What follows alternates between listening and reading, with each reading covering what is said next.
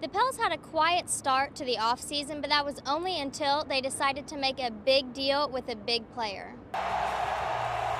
Former UK superstar Anthony Davis just signed a 5-year, $145 million contract extension.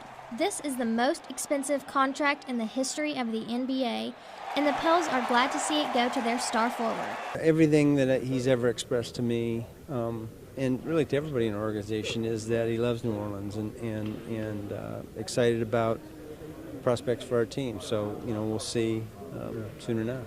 Davis averaged 24.4 points and 10.2 rebounds during the regular season, making him the biggest asset to their team. The Pels are looking to secure a couple more impact players along with Davis, hoping that they will be one of the top contenders for a championship next season. At the Smoothie King Center, I'm Ema Haines, WDSU News. Several local students are here working at the Olympics, and even some are getting pinned into the Olympic culture. I go to school at Asbury University in Wilmore, Kentucky, and it's crazy to be here. I have one here from the World Rugby Federation, and they give them out to people that work there. And it was really neat being able to get it because it's a really official pin. A long-standing tradition here at the Olympics is trading your pins. Some only have a couple, while others have several dozen. Vancouver, they started pin trading in Expo 86, and it had gone forward for that.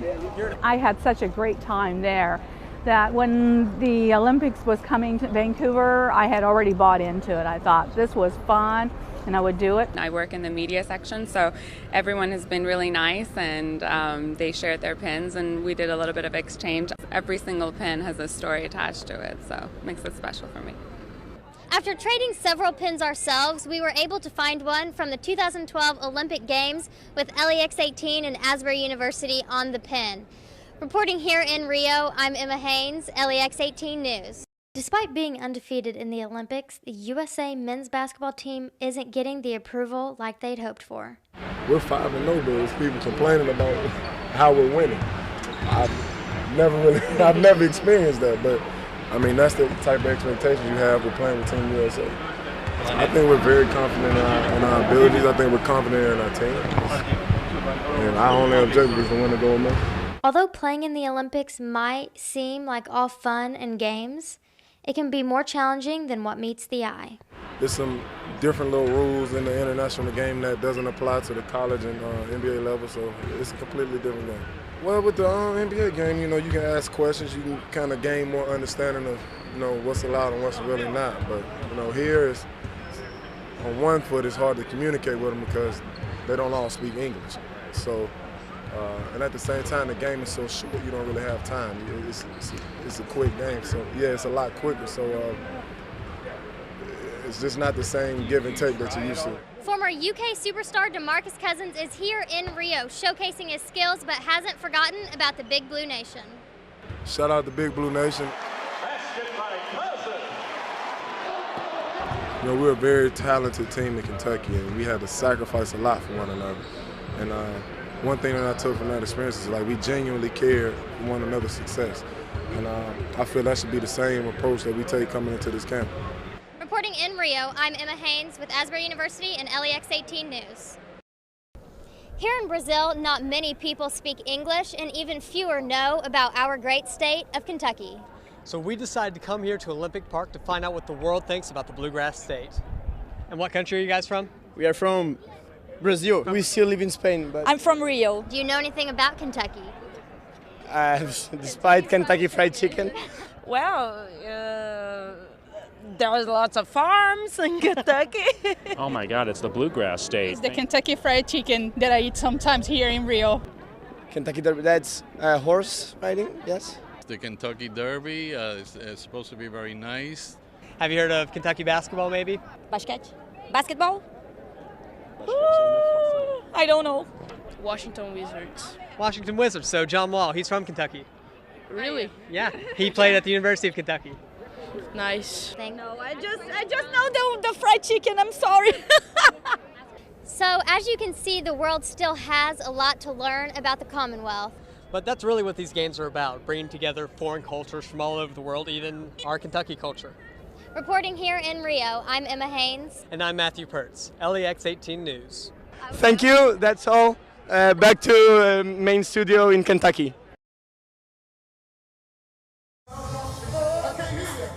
Whether you were rooting for the Buckeyes, Go Buckeyes! or the Crimson Tide, Roll Tide! New Orleans did what it does best, provide a good time for its guests. We're bringing awareness to the history, the culture, the cuisine. You guys have a lot to offer, so it's definitely an enjoyable experience, and I will be back.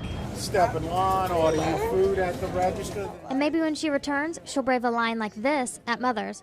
And while Mardi Gras weekend is the best weekend of the year here, a time like this is great too. An event like this, you're going to have, you know, an influx of people. Look at the line. It's a Friday at 1 o'clock. You know, it's just, you know, it brings a lot of people. Look at the street. The city has hit a mini slump lately when it comes to landing events that put New Orleans on a big stage. The more than $6 billion of revenue that tourism brings in each year makes it critical that the city keep trying. Next year we're hosting the IndyCar race for the first time, and that's going to bring in a lot of additional dollars on top of festival season, on top of Mardi Gras, and those events that we count on year-round. And in a city that aims to please, thank y'all for coming to New Orleans. You have a safe trip back. Tourists usually leave happy. Just enjoyed all the experiences here, and it's been great. I think the tourism is vital for this town, and I got to come back here soon. Asbury University and the University of Kentucky are just 16 miles apart, but this year both schools are making history by playing each other right here at Rupp Arena. UK is the number 2 ranked team in the country, but Asbury didn't let that get into their heads before this big matchup. They're big and they're tall, but I mean, we're athletic and we like to run up and down the floors. Definitely a size advantage they have, but our game plan is to jack up a bunch of threes and hopefully, you know, hit a bunch of them and make a little run and just see how the game goes. The Eagles' Tyler Smith had the first basket of the game, but unfortunately, that was their only lead of the night. The Wildcats dominated the floor with dunks and layups, but Asbury just could not hold on. Asbury ultimately lost by 93 points, but win or lose, they approach it the same way for each different matchup. We prepare every single day the same way. Nothing changes. We're going to run our stuff, and we're just going to do what we do. In Lexington, for Newswatch 3, I'm Ema Haines. What do you think of the first half so far?